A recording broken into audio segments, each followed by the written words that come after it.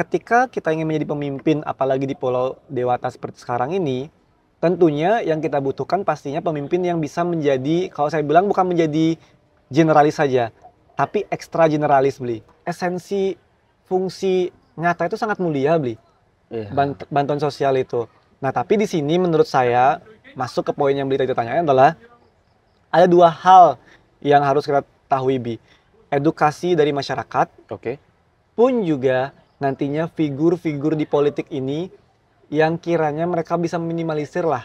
Oke. Kalau nggak bisa, kalau benar-benar nggak bisa seperti itu banget, dihilangin, meminimalisir lah cara-cara seperti itu. Saya cuma pesan kepada siapapun pemimpin, baik itu legislatif atau siapapun terbaik itu di Pilgub, di Pilbub. Ketika kalian masuk ke anak muda seperti itu, don't be superhero, Bli. Oke. But be someone who can embrace them. Memang dirasa legislatif tidak bisa melakukan controlling yang baik Ya, terhadap eksekutif. terhadap eksekutifnya. Seperti itu. Menurut saya, sektor-sektor swasta, apakah itu akademisi, profesional, LSM NGO, maupun komunitas, harus bersatu padu untuk bisa datang memberikan fakta integritas. Semeton Gema Bali, kembali lagi bersama saya di sini. Kali ini kita sedang berada di salah satu coffee shop di daerah, lebih tepatnya di Guang, yaitu di Kulidan Kitchen and Space, itu di Banjarwangbung, Jalan Garuda Wisnu Guang, Kecamatan Sukawati, Kabupaten Gianyar, Bali. Jadi kepada semeton semua yang ingin ngopi santai, chill, melihat pemandangan sawah-sawah, bisa langsung datang ke sini aja. Dan terima kasih juga karena kita sudah diberikan tempat untuk syuting podcast dan ngobrol-ngobrol santai. Dan kali ini saya bersama salah satu anak muda Bali yang mungkin cukup familiar ya di kalangan anak-anak muda dan beberapa elit-elit politik yang ada di Bali. Kurang lebih pengantara seperti itu. Mari kita sambut Ikomang Triska Ananda Divya Nugraha Priantara. Benar sih, Bli? Typo. Typo. Gimana sebutannya? Enggak. Panjang banget, Bli. Ikomang Triska Ananda Divya Nugraha Priantara. Biasa dipanggil Bli Nanda. Ananda ya. Oke, Ananda, bukan Adinda. Bukan, itu beda lagi. Oke, Bli Nanda ini sebagai pemuda Bali yang aktif di agenda sosial, terus tapi saya lebih sering lihatnya di sosial deh. Founder Satu Padu Indonesia, Direktur Agripreneur. Aduh, terus informasinya ini banyak banget Bli sebenarnya. Tapi bisa ini nggak konfirmasi dulu gitu Bli. Memang benar itu, aktif itu semua di sana. Pengajar juga. Dibilang aktif, ya. Bli tapi pura-pura nggak tahu, Bli. Nah, kita kan temenan dari dulu lah di Jakarta kayak gitu. Iya. Ya, itu kayak background dari dulu ya, Bli ya. Maksudnya emang dari SMP emang fokus aktif di organisasi, di SMA juga, pun di kuliah akhirnya berkontribusi nggak ya gitu. Iya. Di beberapa organisasi, pun juga KMADI yang membesarkan kita. Iya. Seperti itu.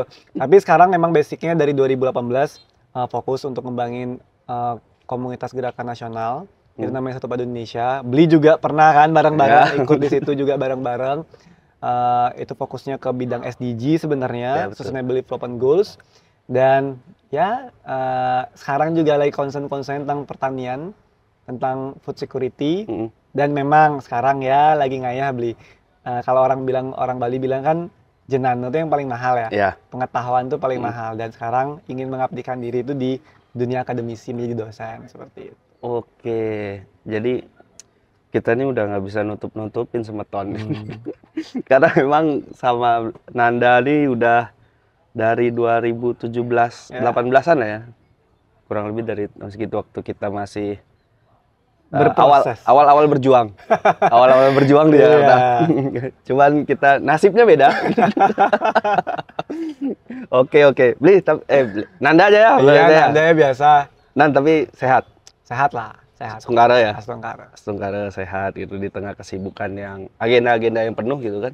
Tapi masih sehat juga itu, setungkara gitu. Berarti aktivitas sehari-hari Nanda nih sekarang ngajar gitu nah. Ya gini-gini ya, Bi. bangun. Enggak.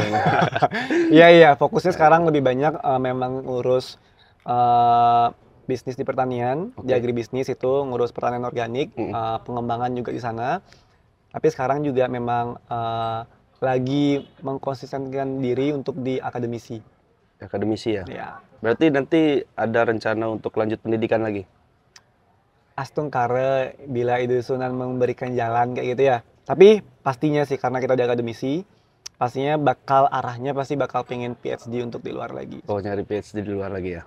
Oke, oke, oke. Bidangnya mau HI juga. S1 kan HI beli. Nah. S2 public Oh, policy, iya pas public policy ya. kebijakan publik. Tapi tiba-tiba nyerendeng ke pertanian kan, Ya. yang orang selalu termasuk beli juga bilang udah naik kayak gitu kan. Ya tapi long story lah tuh beli. Tapi kemungkinan S3 sebenarnya kalau dalam mode rumpun, sekarang kan dosen di FISIP beli. Oke. Jadi dalam rumpun itu sebenarnya di encourage untuk ngambil politik. Tapi ya beli tahu lah. Saya tuh kan orangnya dari awal kayak nggak mau terlalu political praktis kali Iya, seperti itu kan.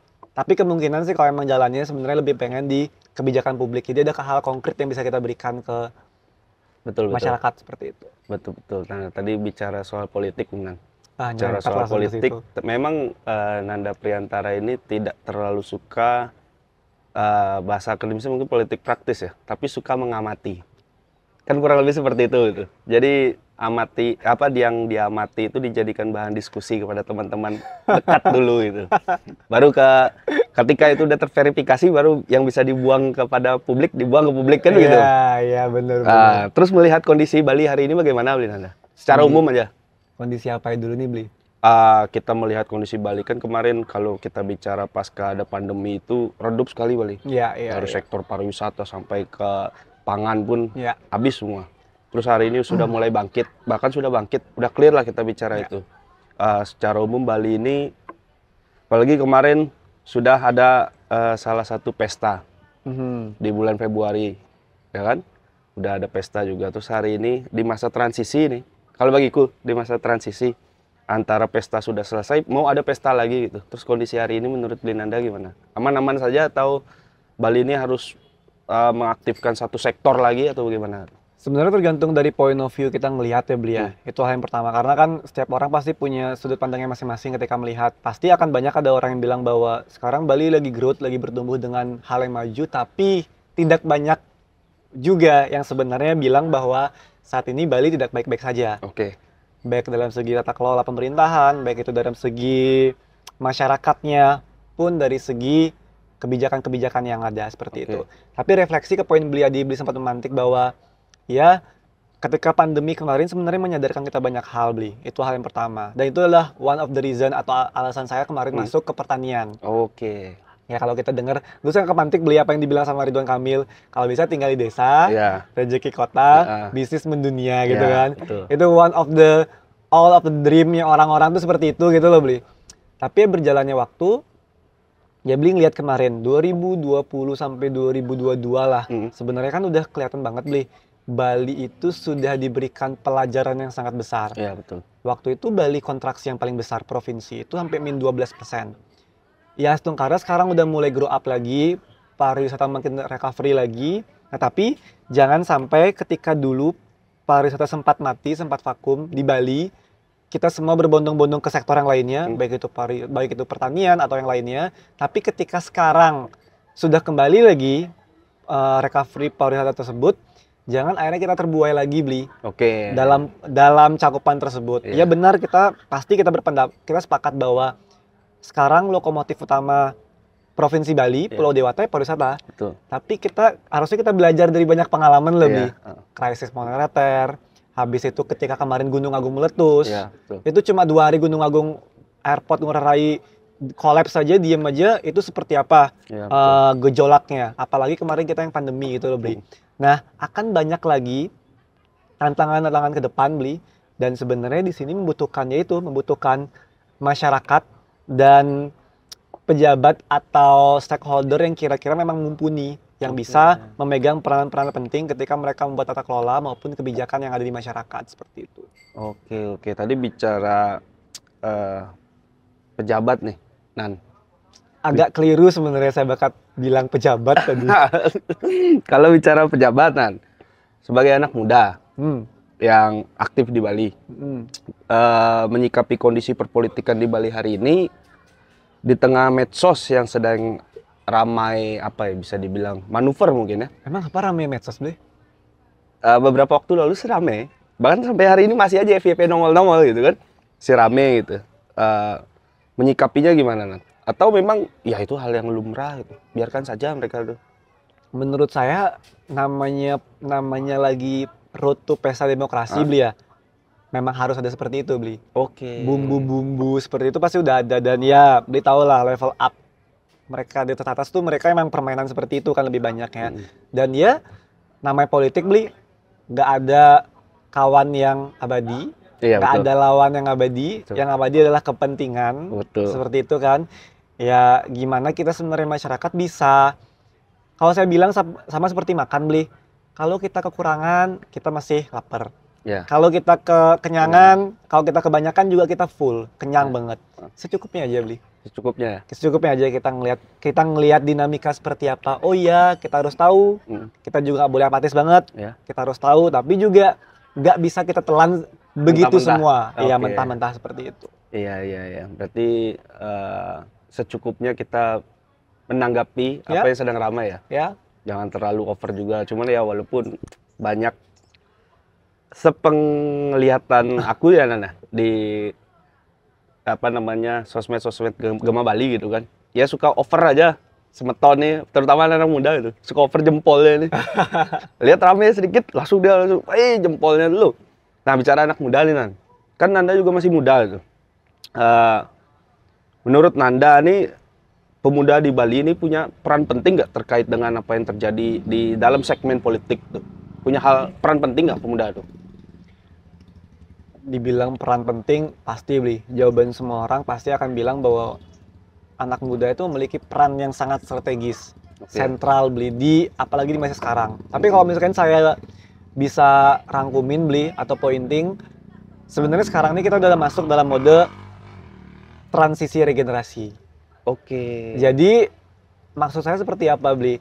Karena ya beliau tahu lah kemarin mungkin 2019 ya masih banyak lah senior-senior yang maju atau banyak yang berkonsentrasi. Nah sekarang 2024 kan udah cukup banyak anak-anak muda. Berarti kan sebenarnya ketika kemarin mungkin kita selalu mengadvokasi jangan jadikan anak muda sebagai objek aja, tapi jadikan anak muda sebagai subjek. Nah per hari ini kan sudah mulai nih muncul-muncul benih-benih bahwa udah banyak figur baik itu segi eksekutif atau legislatif yang ada dalam pemerintahan yang terpilih nanti. Tapi sebenarnya hal yang nantinya menjadi si malakama atau bumerang kepada kita adalah bagaimana anak-anak muda ini bisa memiliki kompetensi ketika mereka memimpin, ketika nantinya mereka bisa melayani atau mungkin mereka bisa berbuat untuk masyarakat. Kan esensinya seperti itu, Bli. Karena biar nggak pada akhirnya kita ribut-ribut nih bilang, oh ya senior itu gayanya lama, old school seperti apa. Tapi ya saya nggak bisa bilang semua, Bli ya. Tapi majority lah pasti teman-teman kita semua sadar. Saya lihat sekarang justru anomali adalah senior atau yang tua-tua pingin kelihatan muda. Yang muda-muda pingin kelihatan senior. Kan seperti itu, Bli. Padahal kita udah punya tem dan punya playgroundnya masing-masing kan. Nah, mumpung lagi transisi regenerasi ini sangat-sangat krusial, Bli. Siapa yang kira-kira bakal menarik influence yang lebih besar? Apakah nantinya senior justru menarik gaya-gaya lamanya untuk junior-junior atau untuk anak-anak muda itu mengikuti langkah mereka, atau justru kita yang anak-anak muda bisa mengkoordinir dan bisa mempengaruhi gaya-gaya senior yang terjadi untuk mereka mengikuti adopsi di modenya kita. Karena kan kalau kita boleh bilang benar, kalau sekarang data kan 52-58% Bli pemilih itu anak muda. 2029 nanti absolutely lebih banyak anak muda, Bli. Sebenarnya seperti itu. Apalagi 2034. Maka kalau saya bilang sekarang ini lagi transisi regenerasi, Bli. Dan pada akhirnya ketika 2034 kalau saya bilang pasti pemimpin udah banyak banget under 40, Bli. Di bawah 40 itu udah cukup banyak pastinya. Nah sekarang ini life is choice, Bli. Hidup tuh pilihan. Ya kita menentukan kita bakal bergen di poin yang mana nih untuk berada di tatanan kelola ini seperti itu. Oke. Tapi kalau bicara hal seperti itu nanti. Bli serius-serius lu obrolannya. Sebenarnya karena ini kita serius karena bawa-bawa anak muda loh. Jangan sampai anak muda ini cuma dijadikan alat aja soalnya. Tapi itu udah beli kan selama ini saya tuh selalu dianggapnya untuk Nanda tuh serius serius serius biar aja beli ngorto serius serius kan. Bang daging gede lah gitu anggo gini kan. Penonton Gema Bali kan gitu. Kasih apa biar nggak tertutup terus kita diskusinya gitu Itu kan. obrolan kita sebenarnya obrolan hahe juga beli. Ya lebih banyak tuh sebenarnya. Ya menghahahe kan elit-elit yang di atas lah. Oke Nan. Berarti bicara anak muda seperti itu Nan ya. Tinggal pilihannya mau seperti apa ya. Dan kita lagi transisi regenerasi beli. Itu poin yang krusial banget dan itu kita benar-benar harus highlight baik itu di anak muda maupun itu juga senior-senior yang sedang memangku kebijakan sekarang seperti itu. Oke. Berarti kan pilihannya ada dua tadi kurang lebih tuh. Antara gayanya yang hari ini terlihat adalah senior-senior yang mencoba menjadi junior praktiknya atau junior-junior yang gayanya secara praktik malah seakan-akan menjadi senior gitu kan. Memang sih terlihat di beberapa sosmed ya.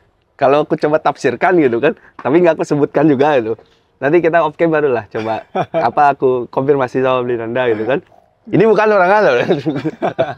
Iya. Tapi bicara seperti itu, Nan, ini kan banyak anak muda juga sudah menjadi pemimpin entah itu di segmen legislatif terutama gitu kan, karena kan di eksekutif aturannya juga masih lumayan tinggi ya. Kayak misalkan wakil bupati itu dia umurnya kalau nggak salah 30 ya? Ada rentan waktu minimumnya. Ya, kan itu. Ada minimumnya kalau nggak salah umur 30 gitu kan. Kalau legislatif kan dia 20 ya? Benar. 20 berarti kan ketika kita bicara anak muda rasa-rasanya per hari ini masih banyak yang di legislatif kan. Nah, kalau bicara kita pemimpin ke depan nih, menurut Nanda tuh kayaknya kan anak muda belum dikasih ruang untuk banyak memimpin di ranah eksekutif nih. Ya, oke lah kita masih anggap muda kalau misalkan mengacu kepada undang-undang Menpora yang dulu 35. Benar. Kan hari ini udah 30. Benar. Kan begitu. Tapi kalau memang itu jiwanya masih muda, kayak misalkan kita salah satu contoh ada wali kota yang masih muda begitu kan. Terus itu di luar Bali ya. Nah, kan gitu. Kalau misalkan di Bali memang ada nih kriteria seperti apa yang harusnya menjadi layak menjadi pemimpin Bali masa depan gitu kan. Ngomongin kriteria sebenarnya subjektif beli ya. Tapi sebenarnya saya kalau ya ngomongin kriteria subjektif. Tapi menurut saya objektif yang secara umum yang masyarakat Bali sebenarnya majority atau mayoritas menginginkan pastinya sebenarnya pemimpin yang visioner. Oke. Tapi visioner di sini juga bisa mengetahui step-step apa yang akan dijalankan mereka ke depan. Seperti itu. Kalau dibilang sebenarnya beli pemimpin apa yang dibutuhkan oleh Bali. Ya kita bakal banyak banget PR-nya kita beli. Masih banyak ya? Banyak banget baik itu fakta integritas yang kita harus buat. Habis itu juga poin-poin apa yang kita pingin canangkan. Karena setiap orang kan punya concern masing-masing. Ya sekarang lagi concern banget isu sampah. Sekarang concern banget isu alih fungsi lahan. Pun sekarang lagi concern banget isu-isu kependudukan dan kawan-kawannya. Nah, ketika kita ingin menjadi pemimpin apalagi di Pulau Dewata seperti sekarang ini, tentunya yang kita butuhkan pastinya pemimpin yang bisa menjadi, kalau saya bilang bukan menjadi generalis saja, tapi ekstra generalis beli. Maksudnya ekstra generalis itu seperti apa? Pada dasarnya ketika pemimpin sebelum menjadi generalis itu mereka harus memiliki spesifikasi yang mereka terlebih dahulu. Let's say misalkan akhirnya mereka tuh awalnya sangat concern sekali di bidang waste management. Mereka tuh udah sangat ahli banget di situ. Atau mereka tuh orang profesional yang sangat kuat banget di finance. Jadi setelah mereka memiliki spesialisasi itu, baru mereka akhirnya harus bisa merangkul menjadi generalis. Mereka harus tahu point of view dari banyak hal seperti itu. Tapi pastinya ketika ngomong seperti ini debatable beli, karena masing-masing orang pasti merasa bahwa concern di mereka berbeda-beda. Nah, hal yang ingin saya highlight sebenarnya di calon-calon figur maupun pemimpin masa depan di Bali itu dia, menurut saya sebenarnya tinggal nunggu waktu beli. Tinggal nunggu waktu karena apa? Sebenarnya saya karena nih kamera lagi beli ya. tapi maksudnya kalau saya boleh bilang sekarang sebenarnya tinggal nunggu waktu beli, tinggal nunggu efek domino yang ada aja. Kalau dibilang sebenarnya ya beli tahu lah emang kita kurang anak-anak muda atau figur-figur muda yang pinter-pinter beli, yang berkompeten dari Bali. Tuh, Nggak banyak. kurang beli. Banyak. Janganlah kita ngomong di luar negeri dulu, di Iya. Jakarta aja banyak banget. Ya, betul. Yang bagus-bagus, yang cager-cager seperti itu. Tapi apa? Biasanya yang kita rasakan, ya samalah seperti beberapa figur bilang, politik itu harus ada 3 beli. Apa aja tuh? Ongkos, Hah? otot, kayak gitu kan. Hmm. Habis apa lagi otot gitu beli. Tapi kan selama ini anak muda tuh selalu triggernya di ongkos ini beli. Oke. Di ongkos ini. Nah tapi menurut saya kita kurang sebenarnya anak-anak muda yang bisa berkompeten nanti pengembangan untuk ke depan. Tapi itu beli kita secara fakta kita tuh krisis figur di Oke. perpolitikan praktis. Oke. Nah itu saya harus bilang di perpolitikan praktis. Tapi kalau kita mau nyari figur anak muda Bali yang berkompeten itu menurut saya sangat banyak beli. Bisa kita pilih atau bisa kita pilah mereka. Tapi kalau untuk masuk yang dalam muda perpolitikan, nah ini sebenarnya ya menjadi anomali yang ada. Padahal sebenarnya sekarang lagi transisi regenerasi seperti saya bilang, harusnya sekarang justru anak-anak muda yang memiliki kompetensi ini mau masuk. Tapi ya saya nggak bisa ngomong seperti itu, ya saya aja sebenarnya masih mikir-mikir kayak gitu kan. Oke. Kayak gitu kan karena ya dengan mode seperti sekarang, dengan siklus seperti sekarang kayak gitu loh beli. Ya, seperti itu. Apa boleh tak ini sedikit nggak? Apa anak-anak muda yang berbakat nih dalam bidang apapun ya? Entah itu bidang secara olahraga, kesenian, bahkan sampai ke akademik gitu. Atau dia memang bahkan sampai ke politik, itu kita bicara bakat dalam arti sudah pernah melakukan gitu. Belum sampai jauh ke pencalekan, tapi sudah ikut berpartisipasi lah. Berkontribusi serta berpartisipasi dalam kontestasi ataupun dalam bidang yang mereka tekuni. Yang mereka tekuni gitu. Apa jangan-jangan mereka ini punya ketakutan? Misal, kalau di Bali ini kan dalam tanda kutip ya, terkenal stigmanya kekuatan ini akan lebih besar gitu. Salah satu partai akan lebih besar gitu. Jadi mereka nih merasa insecure mungkin ya, bahasa itunya insecure gitu, karena untuk masuk ke partai itu ngantrinya panjang. Ini kan stigma yang beredar di masyarakat kan.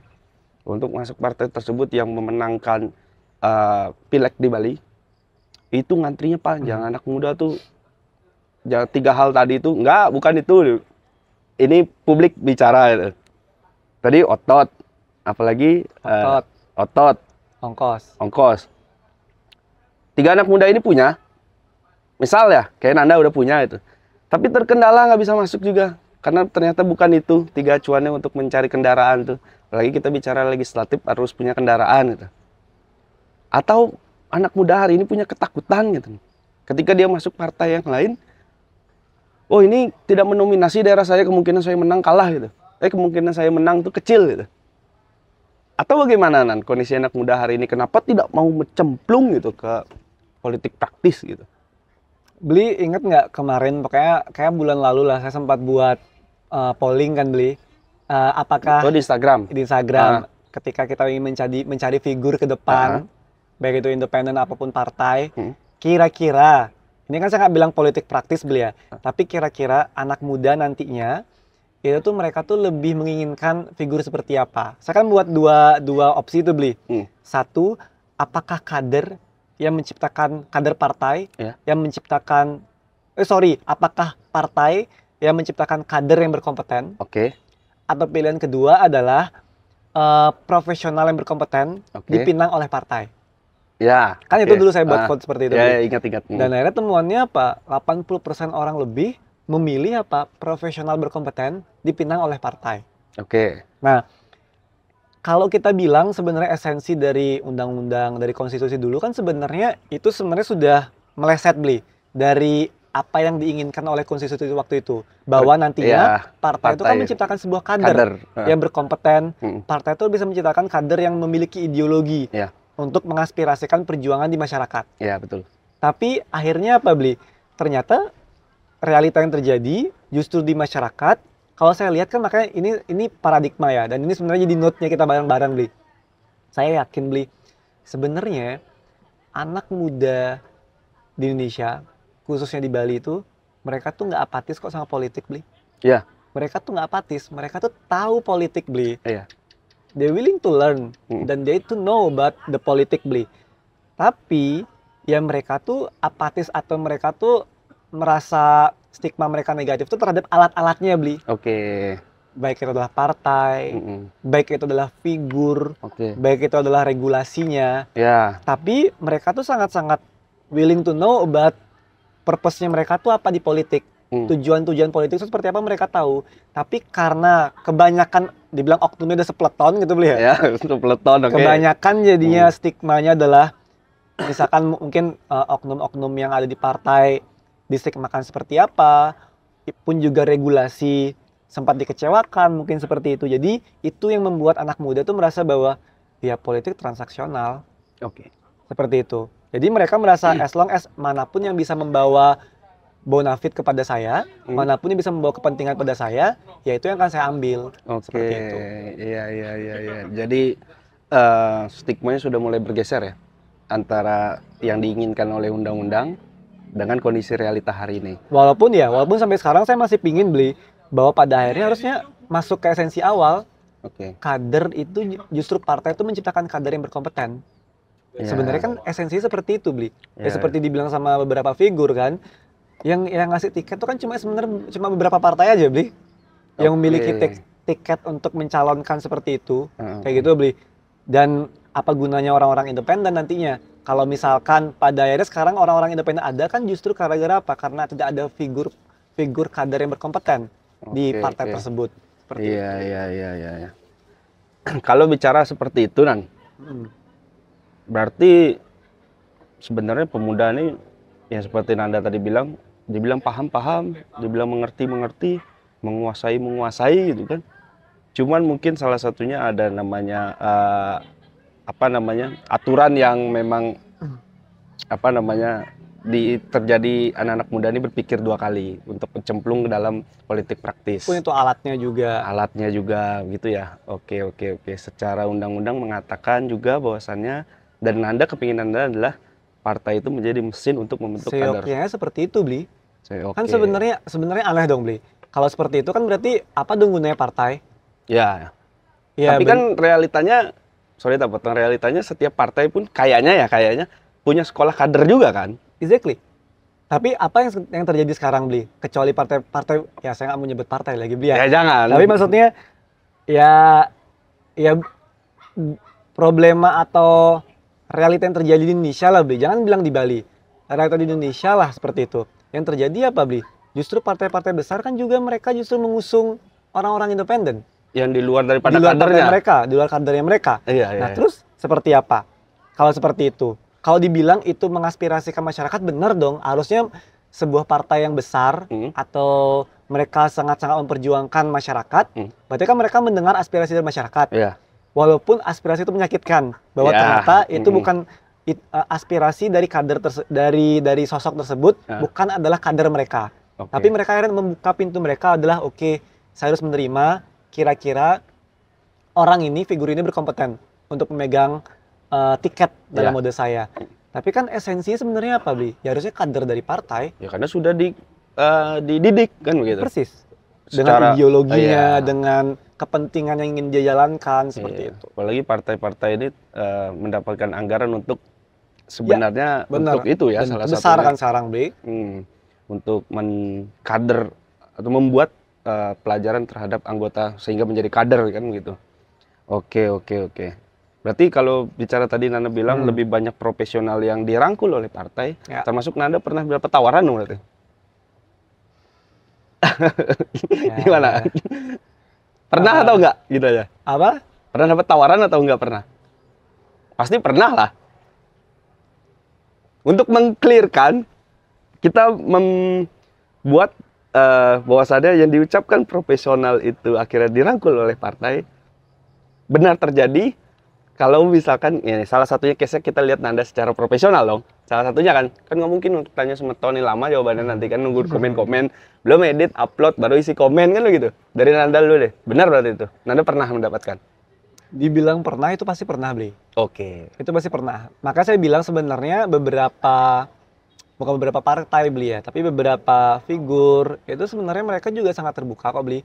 Membuka diri, tapi ya Ya itu beli, kita belajar di politik beli nggak ada yang pasti satu lagi. Ya, Kadang juga omongan ke A bisa omongan ke B kayak gitu beli. ya, Dan ya kadang juga menurut saya trikinya kita orang-orang profesional tuh kita ya kita kadang ya kita harus berdamai kadang sama idealismenya kita beli. oke. Itu yang sebenarnya cukup susah. Hmm, Tapi kalau namanya partai, kalau namanya kita political praktis gitu ya beli ya.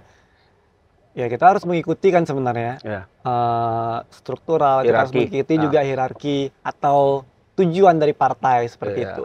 Dan menurut saya ketika pada momennya kita anak-anak muda masuk ke dalam mode itu, ya kita harus tahu konsekuensi yang ada dan kita juga harus tahu bahwa pada akhirnya kita harus setia dan juga kita harus menjalankan apa yang dimanakan oleh partai. oke. Tapi ya itu saya bilang beli per hari ini kan soalnya orang ketika udah mendengar kata partai gitu beli, Iya, ya. udah pikirannya aneh-aneh beli. Udah. Tapi coba deh baca esensinya partai gitu beli. Partai itu adalah obor gitu loh beli. Iya.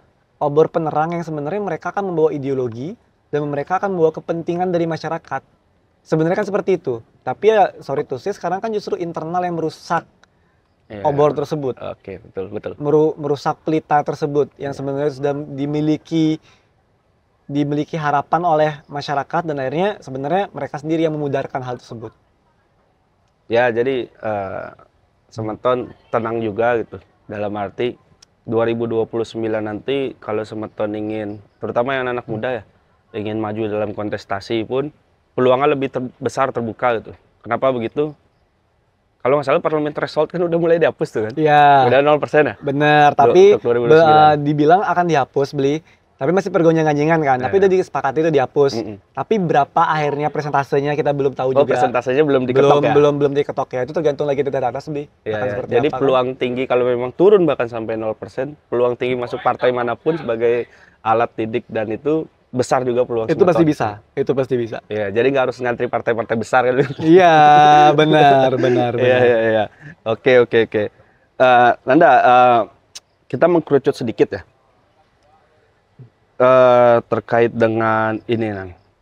Apa namanya? Masih menyangkut anak muda juga. Tapi aku nih agak gatel untuk bertanya sama Nanda soal ini. Soal menyikapi politik bansos.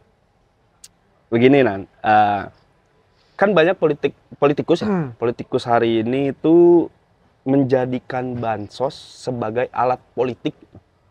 Entah dia itu masuk sampai dari tingkat kabupaten, kecamatan, desa, bahkan hingga ke Banjar gitu. Yang kita lihat, bahkan kita lihat di komen-komen sosial media Gema Bali pun, itu menjadi satu alat politik.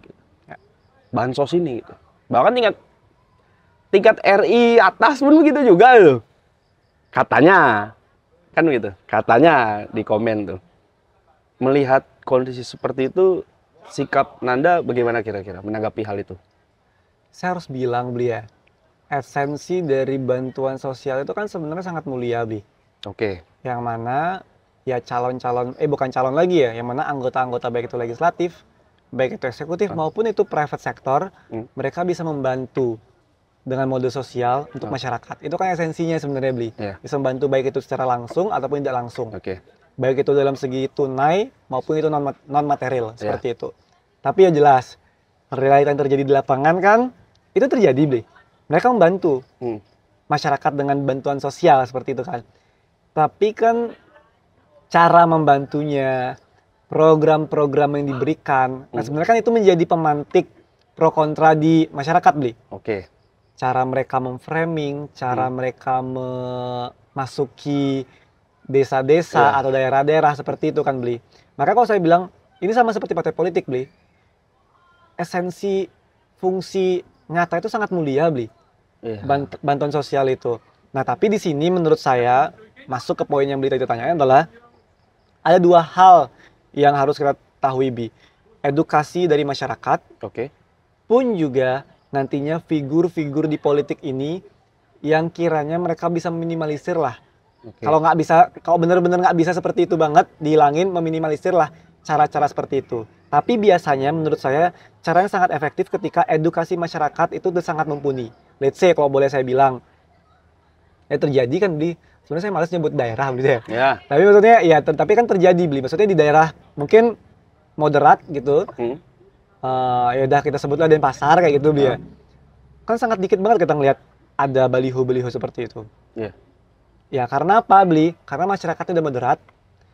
Karena masyarakatnya juga sudah tahu bahwa ketika bansos itu adalah sebenarnya uang dari mereka. Iya. Itu adalah uang rakyat. Iya. Bukan uang dari sepasang atau seorang figur. Oke. Seperti itu beli. Jadi ketika misalkan saya bilang anggota-anggota legislatif atau misalkan mereka adalah orang-orang politik menaruh hal seperti itu di manner, ya mereka kan malu sendiri beli. Iya. Karena masyarakat tuh tahu, justru di bahan olok-olokan. Iya. Nah tapi gitu kan, ini kan terjadi di beberapa daerah juga. Iya. Daerah yang saya nggak perlu sebutin lah kayak gitu beli. Nah ada beberapa alasan juga seperti yang terjadi beli. Baik itu dalam mode mereka emang satu arahan, mereka menjalankan itu, mereka tahu, mereka sadar itu tidak benar, atau tidak sejalan, tidak seperti itu sebenarnya. Tapi ya udah mereka harus melakukan itu karena tadi saya bilang beli namanya fraksi, namanya kepentingan konstituen, tiba-tiba mereka nggak dukung ini, tiba-tiba bansosnya mereka di stop, seperti itu lah beli. Akhirnya gone gitu aja.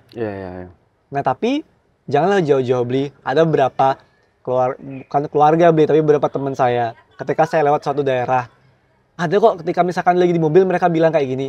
Ini contoh loh ini contoh. Orang bilang bahwa, Winan, keren banget ya. Si ini bisa ngasih uang segini kayak gitu loh. Sebanyak itu ya uangnya kayak gitu loh. Ya itu kalau saya mode-mode santai ya saya bilang oh iya kayak gitu ya. Tapi kalau saya mode lagi pengen jelasin beli, saya bakal jelasin beli. Ya itu adalah uangnya kalian. Tapi framing-framing seperti itu terjadi beli. Dan itu juga yang terjadi waktu pilpres, pileg seperti apa beli.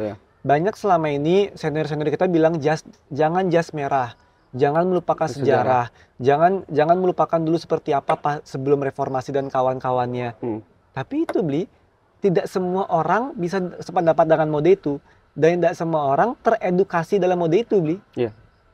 Kan kalau orang bilang hanya 5% aja beli ketika pemilu 2024. Hanya 5% aja orang yang bergudu-gudugan ngomongin tentang intelektual dan kawan-kawannya. 95% itu populis beli. Kesenangan, ketertarikan, preferensi dari keluarga, preferensi dari orang tuanya. Hal itu yang terjadi beli. Dan yang kita harus tahu adalah ketika demokrasi, baik itu pemilu, pilkada, pileg atau pilpres, yang kita ketahui adalah pesta demokrasi adalah war beli, perang. Perang pemungutan suara karena kita tarung bebas. Ya kalau orang saya bilang whatever it is, namanya perang ya kita ya lo harus menang dulu perangnya. Setelah perang gitu loh beli, baru kita edukasi, baru kita berikan hal-hal yang sebenarnya keyakinan kita. Gitu loh beli. Tapi tentu kita tidak menggunakan cara-cara yang kurang relevan juga. Seperti itu beli. Tapi itu sebenarnya skupnya dari point of view saya dari bansos beli ya. Satu, sebenarnya esensinya sangat mulia. Tapi selama ini cukup sering disalah artikan. Baik itu di figur-figur politik maupun itu juga di masyarakat yang akhirnya termakan dalam mode itu. Tapi kalau conclusion saya bilang dari bansos beli, ketika bansos itu sebenarnya bukan hanya sebuah program atau sebuah bantuan yang instan. Baik itu bukan hanya sembako, baik itu bukan hanya pemugaran seperti itu beli. Ya, ketika pura yang harus dibantu beli. Tapi kalau pura yang diam-diam di pemugarin atau dibongkar kan kurang relevan juga. Atau banjar yang bagus dibongkar kan kurang relevan juga. Seperti itu beli. Tapi ketika justru program-program dari bansos ini justru bisa berdampak langsungnya apa beli? Kalau saya bilang bukan berdampak langsung beli ya, berdampak yang berkelanjutan. Let's say kalau saya bilang anak muda, ternyata di desa tersebut dibutuhkan anak mudanya mereka kurang banget dalam mode ketenaga kerjaan mereka. Akhirnya mereka bisa disubsidi mungkin mereka untuk kapal pesiar. Seperti itu. Ada program-program yang langsung khusus yang bisa menyentuh ke mereka. Seperti itu beli. Ada misalkan program apa? Ketika misalkan mereka merasa misalkan di desa mana kayak gitu beli. Ya udah bansosnya misalkan subsidi pupuk gitu misalkan beli. Atau bansosnya adalah apa? Membuat creative space untuk anak-anak muda seperti itu beli. Dan itu sebenarnya yang lebih dibutuhkan beli. Dan akhirnya apa? Terjadi kan ketika pilpres kemarin beli. Maksudnya apa? Suara anak muda itu nggak bisa dipegang beli. Walaupun disuruh mereka satu komando, satu apa segala macam tapi kan terjadi. Nggak bisa dipegang beli. Akhirnya cara mereka melawan senior mereka, cara mereka melawan itu kan dengan mode itu, Bli. Iya, iya. Mereka iya, tapi di bilik suara kan mereka beda. Iya, Kebayang kan, Bli? kebayang. Nah, itu sebenarnya menjadi pengingat kita sih, Bli. Pengingat semua lah, elit-elit partai itu kita semua, bahwa dalam in every crisis itu sebenarnya ada selalu peluang, Bli. In every crisis there is always an opportunity. Itu saya selalu percaya, Bli. Jadi setiap krisis itu pasti akan selalu ada peluang. Iya, peluang. Nah, gimana caranya kita bisa memanfaatkan peluang tersebut? Ya dulu kalau Bli lihat kan, baik itu Golkar, baik itu PDI Perjuangan, baik itu misalkan PKB, saya bilang itu kan muncul ketika kegelisahan, Bli. Iya. Itu kan muncul ketika hal-hal yang mereka ingin perjuangkan, mereka jalankan. Iya. Nah, sebenarnya sekarang turning point ini sangat-sangat bisa terjadi. Momentum ini sangat bisa terjadi, baik itu khususnya di lokal, itu di Bali, seperti itu. Oke. Ini kalau ngobrol sama aktivis, mungkin bisa dibilang aktivis ya. Salah satu orang yang berjuang untuk kepentingan banyak orang. Seperti Nanda ini. Jadi kita kasih pemantik sedikit, ya pemantik kasihlah misalkan 100 kata gitu ya kan. 50 kata lah, kebanyakan 100 kata. 50 kata dan satu pertanyaan gitu. Langsung jawabannya tuh 2 SKS gitu. Kita ini akhirnya dapat ilmu-ilmu baru, Ton. Tapi nggak bertele-tele kan, Bli? Enggak. Akhirnya dapat ilmu-ilmu baru itu. Kalau orang di Jakarta bilang akan full daging ini. Ya. Terus apalagi bicaranya soal bansos gitu. Yang dimana Nanda Priantara ini pernah melakukan kegiatan yang sangat mulia, yaitu melalui membagikan salah satunya sayur gratis waktu itu ya. Terus cuci tangan ruang terbuka itu di saat COVID itu, tapi nggak nyalek, Ton. Kurang mulia apa coba kan begitu. Kalau yang lain kan mungkin bisa dianggap mungkin ya dalam tanda kutip manuvernya lebih cepat, atau kalau memang masih aktif bisa dibilang cawe-cawe. Kira-kira seperti itulah. Tapi Linanda ini sangat mulia gitu ya. Kalau pada elit-elit yang melihat video ini juga supaya bisa mengkoreksi diri gitu. Bahwasannya jangan dijadikan bansos ini, jangan dijadikan sekedar alat untuk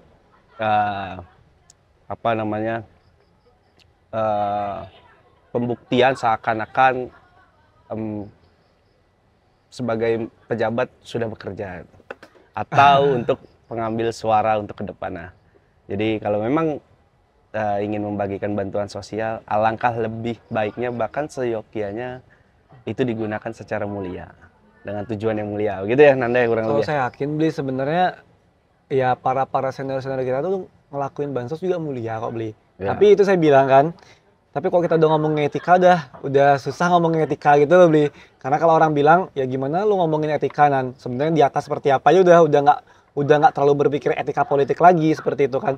Tapi akhirnya ada moral kan, Bli. Ya. Ada hal yang bisa dilihat. Tapi saya bilang itu subjektif sekali, Bli. Iya. Itu subjektif sekali. Ya misalkan sekarang mungkin orang bisa counter hal itu, tapi ketika dikasih bantuan mungkin dia bakal bisa ikut dalam mode itu gitu kan, Bli. Jadi makanya saya selalu bilang, Bli, ketika orang masuk ke mode politik, apalagi itu politik praktis, Bli ya, terlepas dari alasan mereka itu apa, sebenarnya mereka ada step forward kok, Bli. Mereka ada selangkah lebih maju bahwa mereka itu ingin berbuat. Oke, ya. Saya selalu berpraduga positif kok sebenarnya, Bli, untuk hal seperti itu. Karena itu terlepas dari mereka basic mereka pebisnis, basic mereka akademisi, basic mereka bahkan cuma keluarga saja, mereka nggak punya background. Tapi ketika mereka udah masuk ke situ, kalau saya boleh bilang positifnya adalah mereka sebenarnya sudah mau menaruh mungkin setengah dari waktu 24 jamnya untuk dibagikan ke masyarakat. Oke.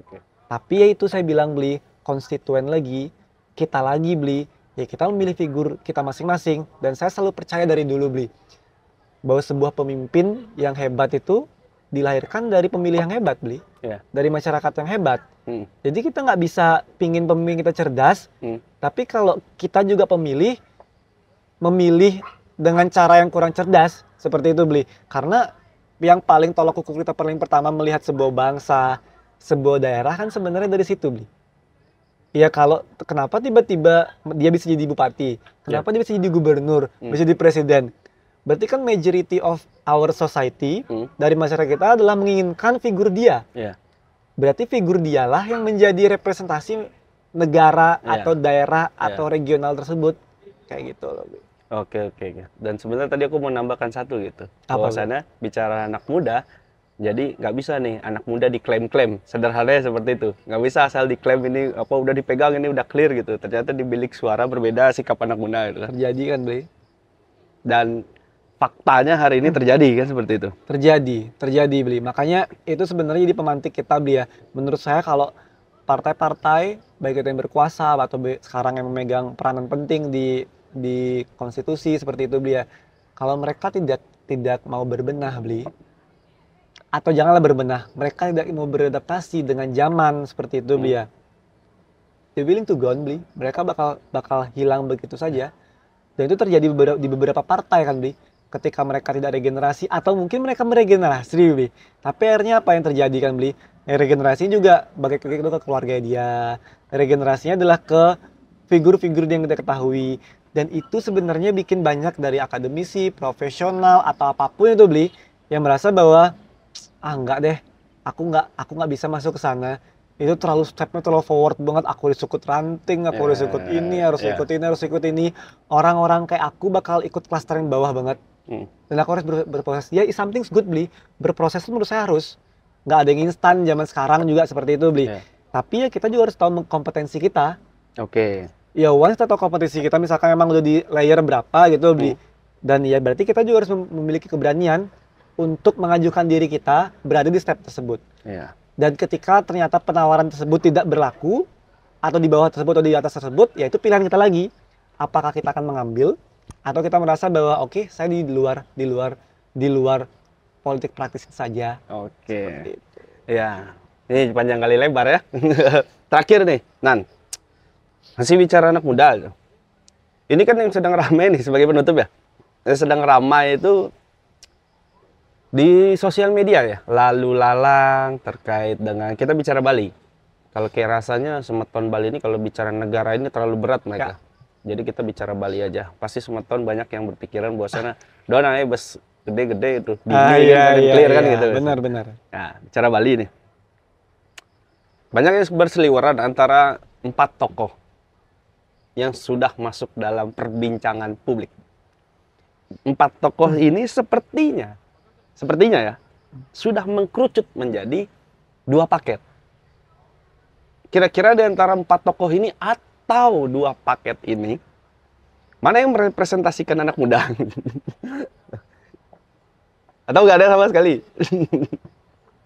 Tergantung sudut pandang, Bli. Oke. Karena menurut saya, ya kalau Bli bilang dua paket yang ada sekarang kayak gitu ya, ya mereka punya representasi masing-masing, Bli. Kalau menurut saya misalnya mungkin dari paket A seperti itu, ya ada mungkin basis-basis seni budaya, basis-basis orang yang concern banget sama akademisi, mungkin seperti itu, orang-orang profesional akan lebih mengarah ke sana, mungkin seperti itu, Bli. Tapi ada mungkin di paket B seperti itu, orang-orang merasa sangat-sangat idealis, baik dari segi warna, atau orang-orang merasa idealis baik dari segi kepentingan mereka, mungkin merasa bahwa paket B ini yang akan mengakomodir dari segi preferensi mereka. Jadi menurut saya tergantung point of view. Tapi kalau Bli bilang apa yang dibutuhkan anak muda, saya bilang Bli, saya cuma pesan kepada siapapun pemimpin baik itu legislatif atau siapapun terbaik itu di pilgub. Ketika kalian masuk ke anak muda seperti itu, don't be superhero, Bli. But be someone who can embrace them. Jadi menurut saya janganlah ketika masuk itu menjadi seorang superhero, tapi jadilah orang yang justru bisa merangkul mereka dahulu. Karena kalau anak muda dirangkul tuh, Bri, mereka kan jauh lebih terbuka. Mereka akan sangat-sangat willing to do apa yang mereka akan bisa dibutuhkan untuk pemimpin tersebut, Bli. Tapi ketika pemimpin tersebut tidak bisa merangkul anak-anak muda, ya bener, Bli, kita anak-anak muda insan banget, Bli. Sangat gampang banget kita untuk pindah-pindah pilihan. Iya, loncat-loncat itu ya. Loncat-loncat seperti itu, tergantung kepentingan kita lagi. Kayak gitu loh. Bener, kita harus mengajarkan anak-anak muda untuk mereka tahu ideologi mereka yang mereka yakini itu apa. Tapi tentu kita juga harus mendorong pemimpin-pemimpin yang akan ada, yang akan hadir di kontestasi nanti, untuk memberikan program-program dan gagasan yang konkret. Itu saya harus tekankan, Bli, yang konkret. Kayak gitu loh, bukan visi misi seperti apa lagi, Bli, tapi yang konkret. Dan menurut saya, hal yang sangat bisa dilakukan nantinya adalah ketika kalau saya harus bilang fair nih, Bli ya, saya harus bilang di podcast ini Bli, ketika memang dirasa legislatif tidak bisa melakukan controlling yang baik Ya, terhadap eksekutif. terhadap eksekutifnya, seperti itu. Menurut saya, sektor-sektor swasta, apakah itu akademisi, profesional, LSM NGO, maupun komunitas, harus bersatu padu untuk bisa datang memberikan fakta integritas Oke. kepada calon-calon figur tersebut, calon pemimpin-pemimpin tersebut, yang mana dari kalau di fakta integritas itu sudah clear Bli, Ya. ada 100 poin. Ini 100 poin yang mereka harus kerjakan. Di 100 hari seperti ini, Ya. setahun seperti ini, 2 tahun seperti ini. Itu KPI-nya sangat-sangat jelas Bli. Kalau kita merasa suara kita tidak bisa diaspirasikan oleh legislatif. Ya. Itu adalah hal yang sangat konkret terjadi ketika let's say bilanglah 2 tahun kepemimpinan gubernur harus semua daerah, semua kabupaten harus memiliki pengelolaan sampah mandirinya. Bukan hanya retorika aja Bli, tapi benar-benar one village, one misalkan waste management kayak gitu Bli. Itu harus konkret. Seperti itu, harus berapa ton yang seperti apanya. Contoh misalkan ketika 2 tahun Bali harus menjadi pulau organik seperti itu Bli. Itu harus konkret, tapi ketika tiba-tiba itu lalai dari fakta integritas, ya kita sangat-sangat terbuka untuk bisa mengkritiknya Bli. Iya. Atau bisa mengingatkannya. Dan sekarang kok saya lihat kan bukan hanya di gubernur atau di bupati saja Bli, tapi di banyak-banyak peran memberikan visi misi, memberikan program tuh justru sengaja dibuat yang tabu-tabu gitu loh Bli. Oke. Tidak ada KPI atau angka yang jelas. Iya. Jadi kalau ngomong bilang membantu masyarakat, saya pengen membantu masyarakat, ya Bli ngasih saya kacamata juga ketika Bli min, saya udah membantu Bli kan Bli. Iya, betul. Seperti itu kan, esensinya ngebantu itu seperti apa. Iya. Kayak gitu Bli, itu yang menurut saya kadang kita akhirnya baru berpikir setelah kita memilih gitu loh Bli. Setelah itu lewat baru kita mikir, kok kayak gini ternyata ya. Kalau dibilang mereka nggak salah Bli. Nggak salah. Izin mereka kan visi misi mereka adalah membantu masyarakat, menyerap aspirasi masyarakat. Aspirasi masyarakat kan preman juga masyarakat Bli. Akademisi juga masyarakat. Masyarakat yang dimana mau dibantu sama dia. Ya itu adalah preferensi dari konstituen yang akan diyakini oleh kandidat tersebut kayak gitu. Oke. Dan perlu digaris bawahi ya sama Ton ya, bahwasannya kita bicara 4 tokoh atau 2 paket ini belum pasti. Karena kenapa? Hamin 1 juga bisa berubah Bli. Ya itu kan KPU aja baru berapa hari yang lalu baru melaunching terkait dengan pilkada ini. Yaitu baru melaunching dalam arti runtutannya baru dimulai kan gitu. Dalam arti ya mungkin masih cek-cek ombak ya, biarkan saja lah. Tapi intinya untuk siapapun itu, pesannya tadi dari Nanda juga udah disampaikan kepada siapapun yang ingin maju untuk kontestasi memimpin Bali, kedepannya harus seperti apa dan tindakannya kurang lebih seperti apa juga tadi sudah Nanda sampaikan, salah satunya fakta integritas kan begitu, dan kawal bersama. Ya itu hal yang konkret Bli. Makanya kalau bilang sama saya itu mungkin untuk calon-calon pemimpin Bli, tapi kalau saya sih pengen lebih ke bro-bro sisnya saya Bli, lebih ke anak-anak muda. Menurut saya Bli, hal yang saya harus tekankan adalah menjadi bintang di Bali itu sebenarnya nggak sulit Bli. Saya harus bilang itu. Ya kita sama-sama pernah di Jakarta Bli, sama-sama pernah di luar. Di Jakarta tuh banyak banget bintangnya Bli. Kita ngundang speaker seminar siapa tuh banyak pilihannya gitu loh Bli. Tapi di Bali tuh kita krisis figur Bli. Jadi bukan krisis figur senior aja, krisis figur junior atau anak-anak muda juga kita krisis Bli. Iya betul. Kebayangkan Bli? Jadi bintang di Bali itu sebenarnya nggak susah Bli. Asalkan kita tahu preferensi spesialis kita apa loh Bli. Makanya saya harus bilang sama anak muda, ketika emang tujuan mereka ingin mengabdi, tujuan mereka nantinya ingin mungkin bukan mengabdi aja, tapi ingin berkontribusi kepada masyarakat seperti itu Bli. Mereka harus tahu nih spesifikasi mereka yang mereka ingin capai apa. Karena di zaman kita nanti Bli, citra, kalau orang bilang kan tabu banget personal branding Bli ya. Tapi citra diri, tapi track record itu yang nggak bakal bisa dibeli Bli. Betul. Dan itu sekarang krisis-krisis, kalau orang bilang figur-figur muda yang terpilih sekarang tuh banyak krisis seperti itu Bli. Jadi saya yakin Bli, no matter what, mau dia anaknya bupati, mau dia anaknya presiden, mau dia anaknya siapapun gitu Bli ya, as long as dia punya komitmen, dia punya kompetensi Bli, dan dia punya bekal bebet bibit bobot dalam diri dia Bli, saya yakin masyarakat tuh pasti mau kok beli. Masyarakat tuh ya mungkin hanya orang-orang bergemik di belakang aja bakal bilang bahwa oh dia anak siapa seperti apanya. Ya, ya. Tapi masyarakat akan dewasa beli. Mereka merasa bahwa memang bibit bobotnya bagus.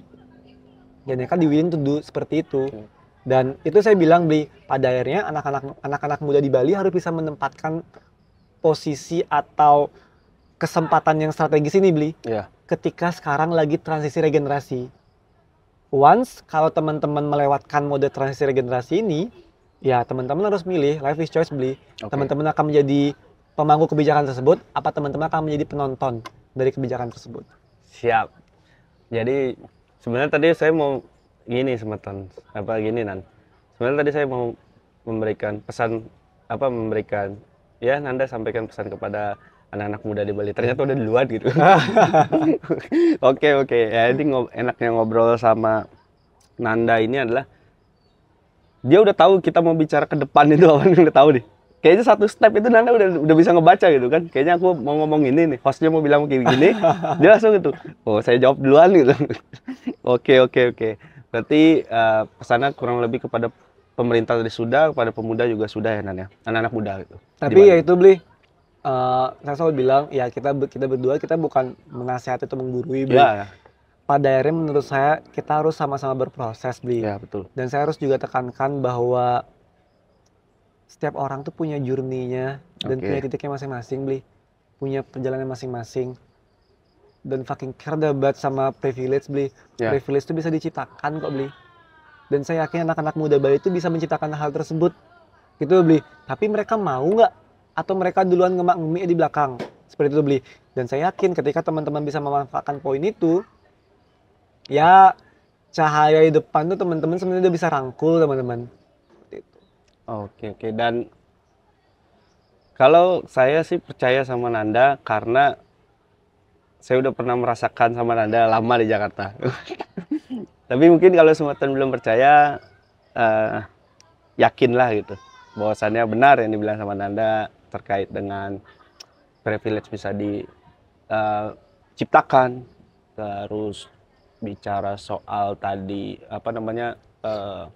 menjadi bintang di Bali ini bisa juga, dalam arti yang penting semeton tahu semua, menyadari bahwasannya dalam sektor apa, dalam segmen apa, teman-teman ini menguasai di bidang apa.